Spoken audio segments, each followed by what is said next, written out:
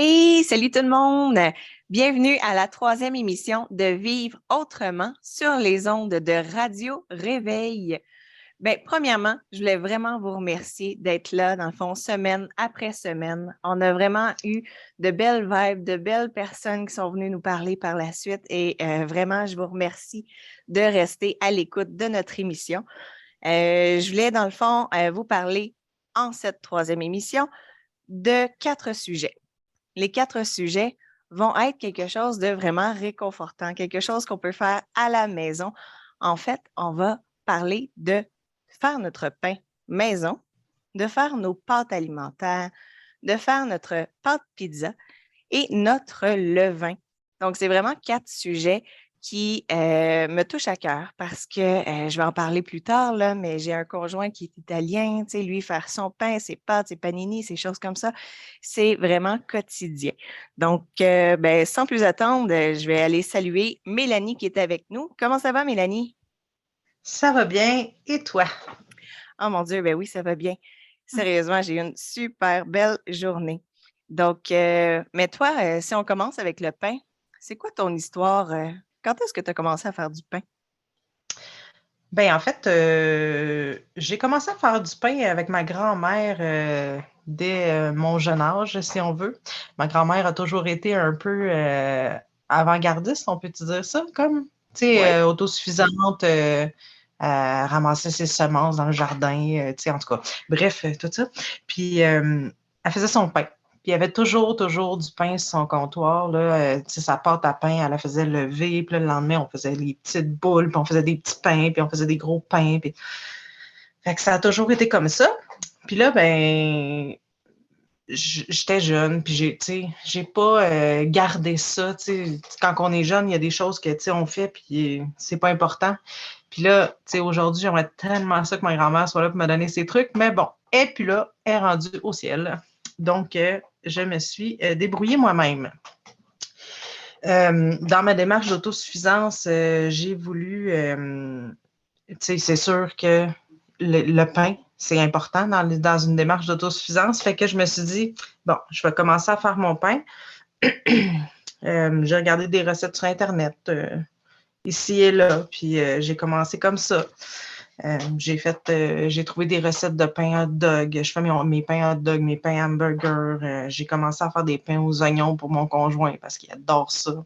Des pains au raisin. Au début, j'avais une machine à pain, excusez, une machine à pain. Puis je, je, je trouvais que le pain était comme consistant. Tu sais, j'aimais pas le résultat final, il était lourd, consistant, puis tout. Fait que j'ai décidé de le faire comme à la main à la place, tu sais. Fait que j'avais commencé à faire ça à la main. Puis là, tu sais, les résultats étaient bien meilleurs. Tu sais, le pain était plus fluffy, plus léger, tu sais.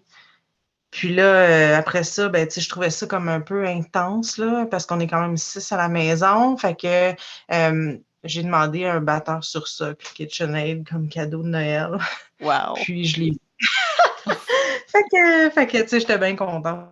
Là, dans le fond, fait que ça m'a vraiment facilité la tâche. Là. Je peux faire comme j'ai le gros modèle. Là, fait que tu sais, je fais comme 4, 5 batchs de pain en même temps. Puis tu sais, ça va bien. Mais là, c'est ça.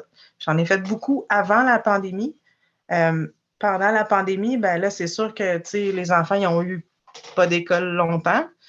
Fait que j'avais moins de temps pour faire mon pain. Fait qu'on a recommencé à acheter du pain du commerce. Là.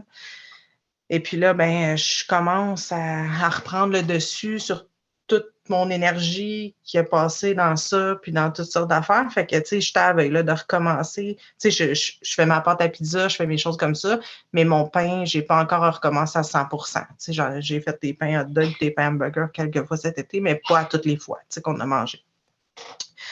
Fait que c'est à peu près ça.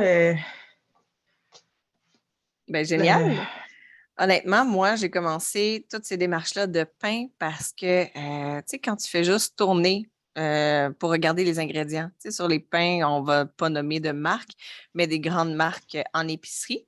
Je me dis, voyons donc, pourquoi il y a comme 14, 20, 25 ingrédients dans un pain et que le pain, de toute façon, il ne bourre pas. Tu sais, je suis quelqu'un qui aime manger, qui aime vraiment manger. Et, tu sais, moi, me faire des toasts le matin, là, deux toasts pain blanc, là, ben, ça me bourre pas, là. Peu importe ce que je vais mettre dessus, c'est vide. Fait que souvent, mais j'étais capable d'aller me manger presque jusqu'à 4 toasts. Tu sais, vraiment, juste parce que, un, ben, c'est bon. Hein, c'est sucré, bien évidemment, les pains du commerce. Donc, tu sais, il y a un petit goût de revenez-y. Et ben, c'est ça. Fait que là, je me suis dit, voyons, tu sais, c'est sûr qu'il doit y avoir quelque chose de plus consistant le matin que de me pitcher dans du sucre raffiné, tu sais. Donc là, ben, mon conjoint et ses racines de chef et italien et tout a fait, ben voyons, je faisais mon pain avant. Il dit, on va commencer à en faire. Donc, on a sauté dans l'aventure. On s'est dit, OK, why not coconut? On va faire notre pain. Et c'est là que j'ai regardé. Dans le temps, je travaillais chez Rachel Berry, justement. C'était vraiment le fun parce que là-bas, c'est mon magasin d'amour à moi. Si tu veux de l'alimentation, tu sais, qui est comme santé, biologique, il y a des arrivages vraiment qu'il n'y a pas dans les épiceries. Là-bas, il y a ça, tu sais. Donc, je me suis retrouvée devant la rangée des farines, puis je me suis dit comme, OK, mais c'est laquelle qui est bonne, tu sais, pour faire du pain? Là, je suis OK, il y a du sel, il y a du maïs, il y a du camu, tu sais, OK, bon. J'ai appris à peu près un paquet de chaque. Et je me suis dit, OK, let's go, on s'en va essayer. Si je peux vous donner un conseil, mélangez tout le temps une part de farine régulière à une part de farine autre, tu sais, comme de blé entier ou de camu, parce que dans le fond, sinon, c'est vraiment trop lourd. Ça va donner une brique. Oui, pour nourrir, ça va nourrir à fond la caisse, mais le goût puis le côté fluffy, on ne le retrouvera pas dans notre pain. Et nous aussi, dans le fond, on n'a pas de machine à pain. Je m'en suis cherché longtemps sur Marketplace. Et c'était soit des à réparer, je ne sais pas si elle fonctionne encore. Fait que j'étais comme, bon, OK, regarde, on va le faire dans le four. Et je tripe. Honnêtement, là, le côté four, où ce que, en plus, lui, il a été dans, tu sais, les techniques culinaires. On a une canne de métal où ce qu'on met de la glace dedans pour vraiment faire l'humidité dans notre four et tout. Donc, tu sais, ça vient faire la petite croûte crispy sur le dessus, hein. C'est technique, mais bon, moi, je tripe à regarder l'espèce de petite vapeur s'évaporer de là, hein. Fait que, mais même chose, tu sais, à un moment donné, ben, on tripe. Puis le temps fait en sorte qu'on se dit, OK, ben, on a plein d'autres choses à faire au lieu de faire notre pain. Mais à la place d'aller à l'épicerie, ce que je conseillerais au monde, tu sais, moi ici, j'étais à Saint-Adolphe-d'Howard, j'étais à côté de la boulangerie La Bread Shop. Mais la bread shop, là, c'est tous des pains qui sont naturels. Si je veux dire, là, on va leur dire, c'est de la farine, de la levure, il va avoir de l'eau, peut-être un peu de sel, c'est tout. Il va en avoir du multigrain, du seigle, du ci, du... Et ils sont super bons. Ils sont faits avec amour par des gens locaux. Donc, tu sais, tant qu'à aller chercher ton pain qui est rendu énormément cher à l'épicerie, puis qui ne bourre pas, mais tu sais, cherche une petite boulangerie proche de chez toi, là, tu sais, si tu n'es pas encore prêt à embarquer puis à faire ton pain, mais va encourager des gens plus proches de toi. Puis aussi, ben, c'est là que j'ai connu le levain. Le levain, en fait, c'est quelque chose qui permet d'enlever aussi tout le gluten dans le pain. En fait, si tu fais fermenter ton propre pain avec ton levain pendant 240 heures, ben, le levain, c'est des enzymes. Voilées comme des petites bestioles, là. Ils sont hyper sympathiques en passant, mais qui va venir manger le sucre et le gluten à l'intérieur de ton pain. Donc, une fois que tu vas l'avoir fait cuire après 240 heures, eh bien, il n'en restera plus de gluten. Donc, tu sais, pour tous ceux qui sont intolérants ou quoi que ce soit, c'est vraiment le truc, on va dire, le moins cher qu'on peut utiliser. Et dans le fond, ça permet aussi à une meilleure digestion.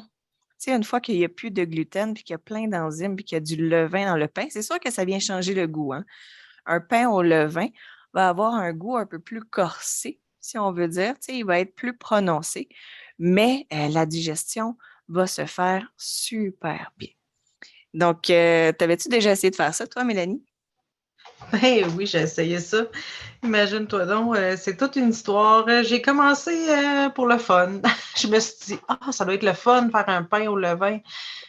Fait que j'ai pitonné sur Google, puis j'ai tombé sur une recette, puis là, ça disait de prendre telle farine, puis mettre un petit peu d'eau, puis attendre une couple de jours, puis en tout cas. Fait que j'ai commencé à faire mon levain. Puis là, ça allait super bien. Fait que j'ai fait mon premier pain au levain. Les enfants étaient comme, ah, pas si sûr que ça. Mais tu sais, je me suis dit, ah, on va continuer. Mais là, cette affaire-là, faut que tu nourrisses ça. Puis là, ben, faut t'en enlèves une partie, là, tu nourris, là, tu enlèves une partie, tu nourris. Mais tu sais, il faut que tu le fasses souvent, régulièrement. Je me rappelle plus trop, à tous les jours, à tous les 2, 3 jours, en tout cas. Mais fait que là, je me ramassais avec des gros pots de levain dans le frigidaire parce que je voulais pas le jeter. Fait que là, j'ai trouvé des recettes sur Internet pour faire des crêpes au levain, il me semble des gaufres, quelque chose du genre, en tout cas. Fait que là, fais des crêpes au levain, fais des crêpes au levain, mais j'en venais pas à bout. Fait que, tu sais, à un moment donné, j'ai fait comme, ah, regarde, on va abandonner. Là. De toute façon, les enfants, ils ne tripaient pas non plus sur le pain. Là. J'ai essayé d'en faire plusieurs fois, puis le petit goût de fermenter, les enfants n'aimaient pas ça. Fait que j'ai abandonné le projet, puis je me concentre sur la levure maintenant. Oui, bien, surtout qu'on peut trouver sur Facebook, tu sais, plein de groupes aussi où ce qu'on s'échange, en fait, du levain. Donc, un peu comme plus tard, on va pouvoir parler, tu sais, du kombucha, des choses comme ça. Bien, le levain, souvent, quand on parle d'un levain qui est déjà hyper en santé, bien, on peut partir notre levain de là. Donc, on trouve des groupes Facebook, on vient faire des échanges et puis, tu sais, il n'y a pas de souci, là. Tu sais, ça se peut comme Mélanie que, au contraire, tu n'en fasses pas assez de pain puis que tu dois t'en débarrasser, ben, au lieu de t'en débarrasser, s'il est en forme, tu sais, va-t'en le proposer sur un groupe aussi Facebook. Je suis sûre qu'il y a quelqu'un qui va être super preneur de ton levain. Donc, en fait, là, on s'est rendu à la section pizza. Et ça, c'est quelque chose qui me tient vraiment à cœur parce que, bon, ben, tu sais, tantôt, je vous ai dit, mon conjoint est chef et italien. Donc, la pizza chez nous, c'est une fois par semaine. Mais c'est pas la pizza du commerce, là. Tu sais, qu'on va dire qu'elle est bourrative, remplie de fromage, puis tu sais, de plein de trucs du commerce, là. Oh no! Ici, c'est vraiment, on la change de toute façon à chaque semaine. La recette, tu sais, ça peut être fait avec des zucchini, ça peut être fait avec plein de sortes de légumes. Donc, l'important, comme dirait mon conjoint, pour faire une bonne pâte à pizza, allez vous chercher de la pâte à pizza 00.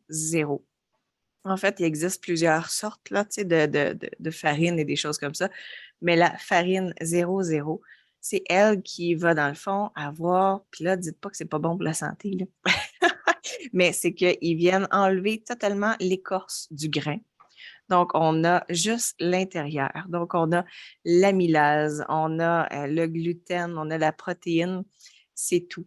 Donc, ce qui fait en sorte que ta pâte à pizza, vraiment, c'est comme ça qu'il l'a fait à la maison. Là. J'aimerais tellement ça pouvoir vous montrer ça en ondes. Mais l'espèce de tourner là, la pizza, là, puis la sauter dans les airs, là, ben, c'est comme ça. Là, tu sais. Puis des fois, il s'amuse à chanter aussi. Je ne sais pas s'il va être content d'entendre ça à la radio. Mais c'est ça. Donc, on part la pâte à pizza comme ça. Si on la désire juste fluffy, tu sais, vraiment aérienne, tu sais, avec des bulles dedans et tout, là, on ne vient rien rajouter. C'est vraiment juste cette recette-là.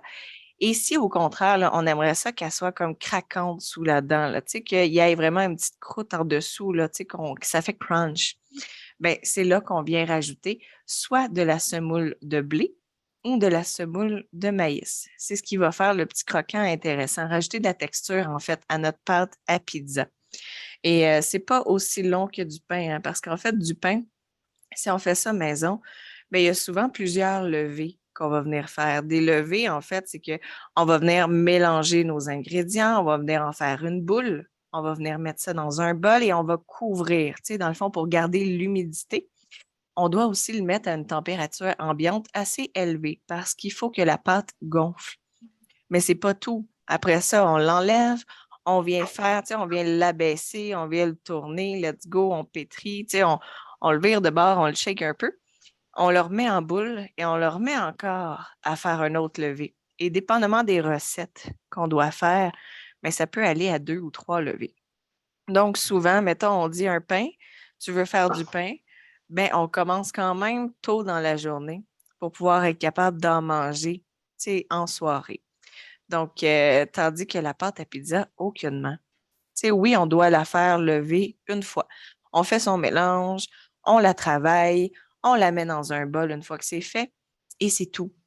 Tu sais, après ça, oui, on peut la travailler, on la coupe en petites boules. Après ça, on peut l'étirer et tout. Ça va super bien. Fait environ un 20-30 minutes là, qu'on laisse la pâte lever à une bonne température. Tu sais, je dirais à un 22-23 degrés. Nous, ici, on a un foyer au bois. L'hiver, on la met directement, tu sais, le bol à côté du foyer au bois. Puis là, la pâte, elle devient super belle. Fait que si vous en avez un, servez-vous-en. C'est vraiment pratique. Donc, une fois ça fait, ce qui est le fun de faire sa pizza maison, c'est pas juste la pâte. Tu sais, on peut vraiment tout faire maison sur notre pizza. Tu sais, quand on dit ben une pizza avec des légumes, ben nos légumes, on peut les avoir mis en conserve. Tu sais, ça, on n'est pas obligé d'avoir des légumes frais pour ça ou des légumes déshydratés qu'on a réhydratés. On peut les utiliser aussi sur une pizza parce que de toute façon, ça va devenir plus mou. Donc, ça, c'est vraiment le fun de pouvoir venir réutiliser ces choses. Des légumes du jardin frais, des légumes, tu sais, oui, de l'épicerie aussi. Donc, mettez-en dessus, hein. Les légumes, c'est la santé. Et petit truc encore là d'un chef cuisinier, c'est de faire griller nos légumes avant de les ajouter à la pizza. Parce que dans le fond, les légumes sont remplis d'eau. Donc, ce qu'on veut, c'est de venir faire évaporer l'eau pour pas que l'eau se retrouve, tu sais, entre le fromage, la sauce et la pâte, là, pour que la pâte ne soit pas cuite correctement. Souvent, c'est parce qu'il y a un surplus d'eau de légumes. Donc, ça. Ensuite, ben, sa sauce. Les sauces pizza, tu sais, il y en existe plein de sortes, mais en trois, disons, variétés, on va parler juste d'huile d'olive. Huile d'olive, aromate, de l'ail. Tu sais, on vient mettre ça sur la pâte et ça suffit. Souvent, justement, en Italie, c'est comme ça. Il n'y a même pas de sauce, c'est juste des huiles. Ensuite, ben, tu sais, ce qui est ici, québécois, on est vraiment fan de sauce tomate. Ben, de la sauce tomate, là, oui, on peut utiliser, tu sais, comme des conserves, on peut utiliser des tomates fraîches qu'on vient vraiment comme écraser, faire son jus, faire revenir dans la poêle et tout. On peut mettre ça aussi sur notre pâte pizza. Je conseille, si on veut aller vraiment au commerce, on peut aller chercher juste, en fait, pas des sauces pizza, mais vraiment d'aller chercher des tomates en conserve le plus naturel possible. Là, il existe plein de sortes bio aussi.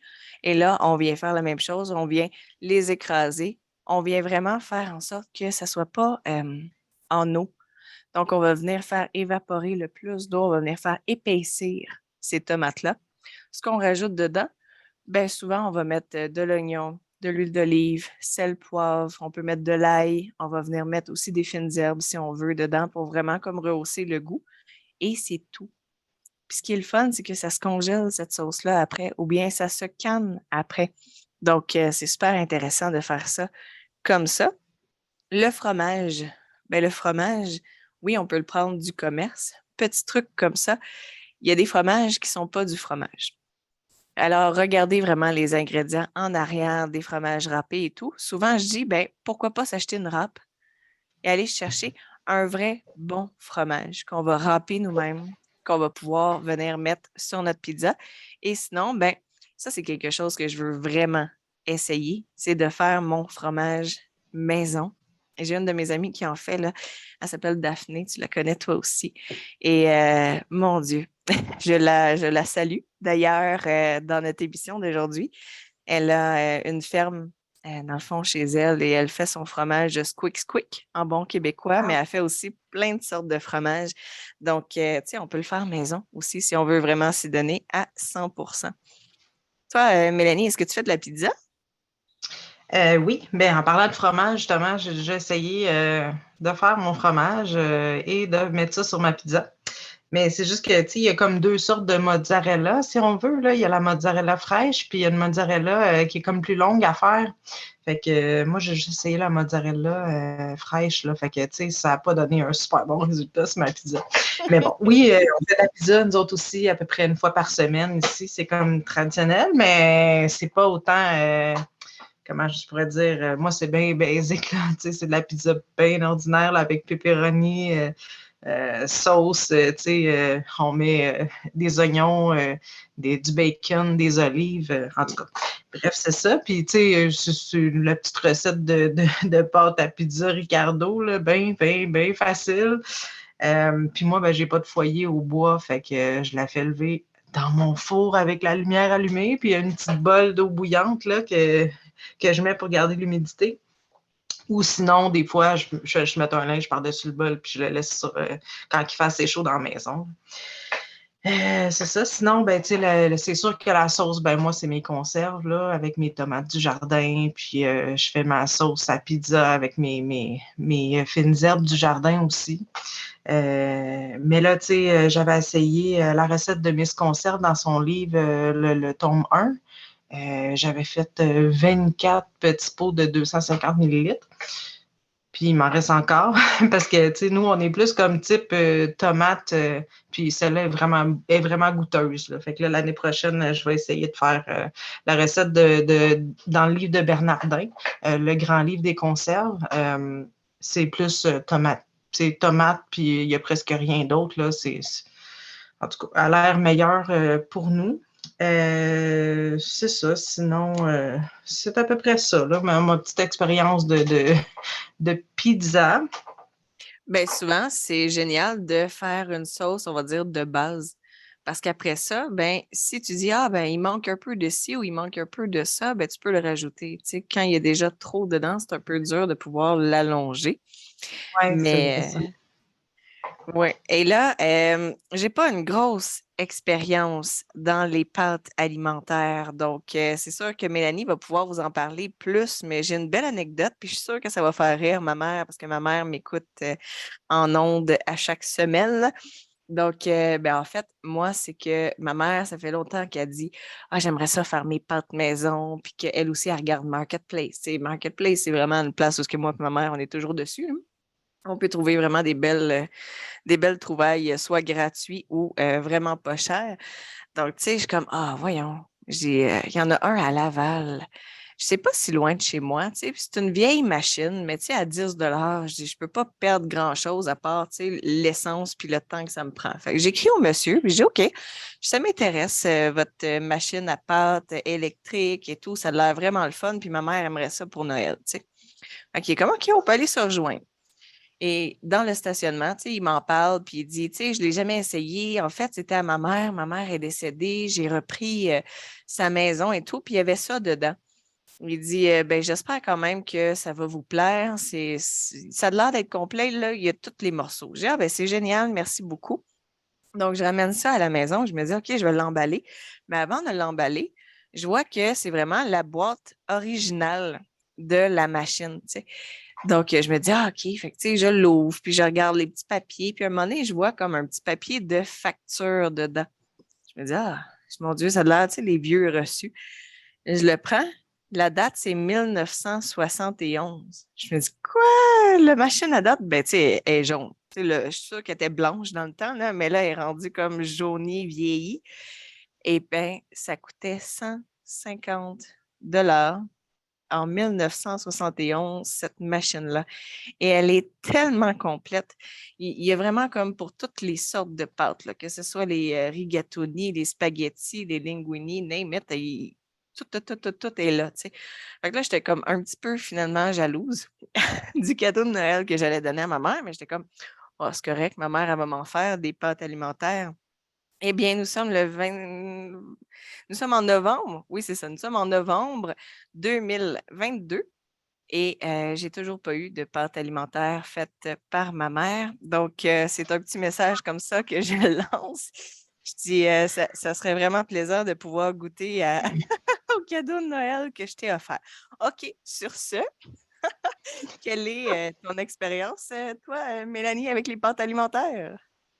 Ben, en fait, j'ai voulu faire des pâtes alimentaires. Donc, comme tout le monde, je me suis acheté la petite machine là, que tu sais, tu tournes là, puis ça sort, tu rentres ta pâte d'un bord que tu fais maison, puis là, ça sort de l'autre bord, puis là, tu sais, commence à faire ça. La cuisine est sale, c'est long faire ça, puis là, tu sais, là, ça coupe pas bien, puis là, j'ai vraiment pas trippé, puis là, Je suis sur Facebook à un moment donné, puis là, je vois ça passer, une machine, ça s'appelle la Philips Pasta Maker. Je suis, voyons, donc, tu sais, ça se peut pas, tu sais, ça a l'air tellement hot. Puis là, je me dis, OK, je vais magasiner ça, tu sais. Fait que là, j'ai demandé ça en cadeau de fête des mères. Nos fêtes et fêtes des mères, puisqu'ils sont très collés. Souvent, ça donne la même journée. Fait que, c'est ça. Fait que finalement, j'ai eu la machine avec balance intégrée parce qu'il y a comme deux modèles. Il y a le modèle de base, si on veut, qui vient, tu sais, avec juste 4 disques de pâte, puis pour faire différents modèles. Sinon, tu sais, il y a le modèle plus de luxe qui a comme la balance intégrée, puis tu as 8 disques de pâte que tu peux faire, 8 sortes de pâtes différentes. Bien sûr, j'ai acheté d'autres disques pour en faire plus.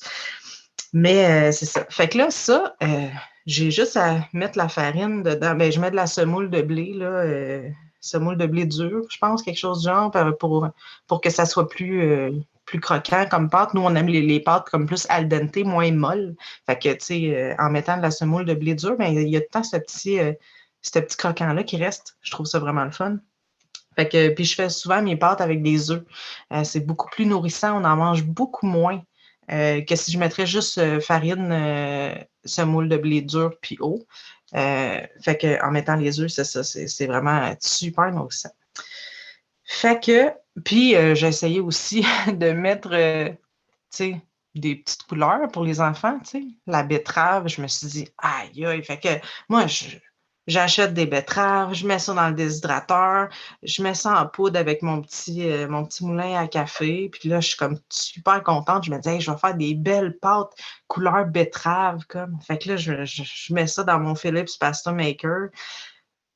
Ça sort, puis là, tu sais, comme c'est vraiment, la machine, elle fait tout ça, là. Elle calcule, là, elle mélange ça, puis après 3 minutes, elle sort les pâtes, puis toi, tu as juste à couper, tu sais, la longueur que tu veux, selon ce que tu veux, puis après ça, tu fait cuire, puis c'est tout. Fait que là, je fais ça, puis là, je suis contente, hey, ça sort, c'est mauve couleur betterave, là, rouge, là, c'est intense, là.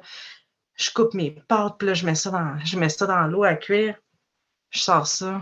C'était rose, comme pâle, tu sais, vieux rose, là, mais pâle, là. Ça avait même pas l'air bon. En tout cas, finalement, les enfants l'ont mangé, puis ça a bien passé. Mais en tout cas, c'est une méchante, pas bonne expérience à ne pas faire. Fait que c'est à peu près ça pour les pâtes. Moi, j'aime bien ma machine Philips Pasta Maker. J'en fais souvent avec, puis j'adore ça. C'est pas mal ça, mon expérience. Mais tu sais, on le fait pas pour l'économie, si on veut, parce que tu sais, c'est pas si économique, mais c'est tellement meilleur au goût.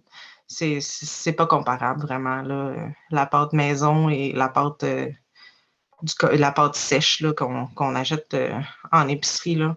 Mais tu sais, on peut aussi la sécher, la déshydrater, puis la conserver ou la congeler, les congeler, là, tu sais, c'est quand on les fait avec la machine, mais tu sais, ça prend comme 15 minutes, là, puis j'ai mon repas pour 6 personnes. Puis, tu sais, après ça, j'ai juste à défaire la machine, mettre ça dans le lave-vaisselle, puis ça finit là. En tout cas, c'est vraiment merveilleux, cette petite machine-là. Puis c'est bien le fun de faire nos pâtes maison. Non, c'est ça, exactement, aussi. Vraiment, c'est vraiment génial. J'adore ça. Ah, ben, c'est cool ça. C'est sûr que je vais mettre ça moi aussi sur de bord la liste de cadeaux de Noël ou de cadeaux de fête des mères. Ça a l'air de marcher, toi, quand tu mets quelque chose sur ta liste. Oui, hey, la dernière fois, j'ai eu une tour à jardin, imagine. Ah, ça, c'est hot. Bon, ben, dans le fond, moi, il me restait juste un petit truc à dire. C'est que parmi les pains, les choses comme ça, moi, ce que je tripe le plus, c'est le pain nan. En fait, quand mon chum décide d'en faire, c'est vraiment comme, il y en a qui utilisent ça pour souper, pour dîner, mais nous, c'est le côté déjeuner. Tu sais, un bon pain nan, lui, il fait ça avec du yogourt, avec du miel et beaucoup de beurre, bien évidemment. Là, tu sais, c'est vraiment quelque chose qui est, oui, graisseux, là, mais tu sais, on aime ça. Et on vient vraiment nettoyer notre four à bois. Et lorsqu'il a fait vraiment comme ses galettes dans ses mains, il vient juste comme, paf, les écraser sur notre four à bois. Et ça cuit, là, c'est juste l'odeur. Mais tu sais, même si notre fils, il dort encore, on dirait que juste l'odeur vient y réveiller le nez. Il fait « Oh, c'est l'heure des pains nan! » tu sais. Fait que ça, si vous avez la chance d'en faire à la maison, Mais ça, vous pouvez faire vos sandwichs avec ça, vous pouvez faire vos toasts déjeuner avec ça, vous pouvez vraiment comme en faire plein. Et les recettes sont vraiment faciles, tu sais, sur Internet. Moi, je pense qu'il apprend de Chef Cuistot, un site web, là, et ça fonctionne vraiment bien. C'est ça l'important. Il y en a qui mettent pas de yogourt. Nous, le yogourt, je trouve qu'il vient faire plus léger, peut-être. En tout cas, il vient apporter une certaine onctuosité au pain nan, puis j'aime ça vraiment le rajouter. Et dernière petite chose, dans les farines, on peut les faire nous-mêmes. On n'est pas obligé d'aller les chercher au commerce. Ce qu'on doit aller chercher au commerce, si on n'en fait pas pousser chez soi, tu sais, dans le Nord, c'est rare que je vois du monde qui vont faire pousser leur blé ou l'avoine, leurs choses comme ça. Mais quand on va chercher le grain entier, ben nous, avec un mortier ou tu sais, juste avec le rouleau à pâte ou quoi que ce soit, tu sais, on vient vraiment moudre nos propres grains. Et c'est ce qui m'a passé dans la tête, parce qu'à un moment donné, tu sais, on dit, ah, les enfants doivent passer par manger des céréales et des choses, tu sais. Puis je me dis, mais pourquoi je donnerais des céréales du commerce? Tu sais, quand je regardais en arrière, je me dis, c'est jamais juste des céréales. C'est des céréales avec plein d'autres trucs. Fait que je suis comme, mais moi, si je veux qu'ils apprennent à manger de l'avoine, ben je vais prendre de l'avoine brute que je vais concasser moi-même, que je vais mettre dans un chaudron avec de l'eau que je vais faire chauffer, puis qu'ensuite je vais servir à mon enfant. Tu sais. Même chose pour toutes les autres. Le blé, j'ai essayé avec le camus, j'ai essayé avec vraiment tous les autres grains et ça fonctionne super bien. L'important, c'est de bien le faire cuire. Parce que si on fait juste rajouter de l'eau chaude puis servir ça, ça va rester encore comme le grain. Là. Tu sais, il n'est pas cuit, il n'est pas rendu onctueux. Donc, vraiment, de venir le faire cuire sur le chaudron, ça fait nos propres céréales pour bébé maison. Et si on veut rajouter, tu sais, notre lait maternel dedans ou quoi que ce soit après pour rajouter encore plus de goût puis de saveur puis que l'enfant aime ça, ben let's go, tu sais, allez-y. Mais c'est vraiment un truc que je trouvais important à vous partager. J'ai quelque chose à ajouter aussi. J'ai vu qu'il y avait des moulins à grains parce que ça m'a déjà intéressé, là. Il y a des moulins à grains spécialement pour faire de la farine qui existent, là. Il y en a des manuels, puis il y en a aussi qu'on peut mettre après le batteur sur ça, KitchenAid, là. Tu sais, il y a tout le temps les petits trucs qu'on peut ajouter, là. Ouais. Wow! Puis aussi, j'ai pensé à une autre anecdote pendant que tu parlais, là, ma grand-mère, quand on faisait de la pâte à pain, quand on était jeune, là, ben, j'en fais encore de ça parce que, tu sais, c'est tellement bon. On prend la pâte à pain, puis on fait juste les tirer un petit peu en faisant comme un genre de petit trou dans le milieu, puis là, on fait rôtir ça dans l'huile, dans un fond d'huile, dans la poêle. Puis là, quand c'est bien doré des deux côtés, on met ça dans une assiette, puis on verse du sirop d'érable là-dessus, puis on mange ça comme dessert. C'est débilement exquis. C'est clair. Ouais, quand je fais ça, j'appelle mon père, puis je suis comme: «Ah, tu veux-tu manger les petits desserts de pain que grand-mère, elle faisait?» Tu sais, puis là, il est comme: «Ben oui, c'est sûr, je m'en viens tout de suite», tu sais. Fait que Ah, c'est ça. c'est hot. Ouais. Bon, ben, je pense que ça conclut en fait notre émission sur le pain et tout. Mais ce que je peux vous dire, c'est, je pense que ni moi ni Mélanie ont réussi à faire un pain succulent de la première fois. C'est sûr que ça prend des essais, des erreurs, plus de farine, moins de farine, plus d'eau, let's go. Mais je pense que ça vaut la peine de se lancer puis d'essayer parce qu'on ne perd rien. Tu sais, de toute façon, même s'il est un peu plus dur, on va le manger pareil. Puis un truc pour le conserver, mais moi, je le mets tout le temps dans mon congélateur. Tu sais, dès que mon pain est frais, je le tranche, puis je le mets dans le congélateur. Fait que comme ça, ben, tu sais, moi, j'ai pas 6 personnes à la maison. Donc, moi, un pain, ça passe pas dans une journée, tu sais. Donc, pour être sûr de ne pas en perdre, ben, c'est ça. Je fais juste prendre les tranches que j'ai de besoin, puis on les fait griller au fur et à mesure. Puis même si on les ferait pas griller, ils restent quand même super frais quand ils décongèlent. Donc, c'est vraiment un bon moyen d'y prendre. Mmh. Donc, ben, je vous souhaite de passer une magnifique journée. Merci d'avoir été à l'écoute de cette troisième émission. Donc, pour la quatrième émission, on va vous parler, dans le fond, de sujets un peu plus différents. Ça n'a aucunement rapport à la nourriture. On va vous parler des réserves, de comment justement être capable de remplir toutes ces réserves de nourriture et de plein de choses grâce au couponing, le marketplace, le troc. Bref, on va vous donner plein de solutions pour être capable d'économiser aussi au quotidien. Donc, merci d'avoir été à l'écoute. Merci, Mélanie, d'avoir été là. Mais ça fait plaisir. Merci à toi aussi. Et on se rejase la semaine prochaine. Bye bye. À la prochaine. Bye bye.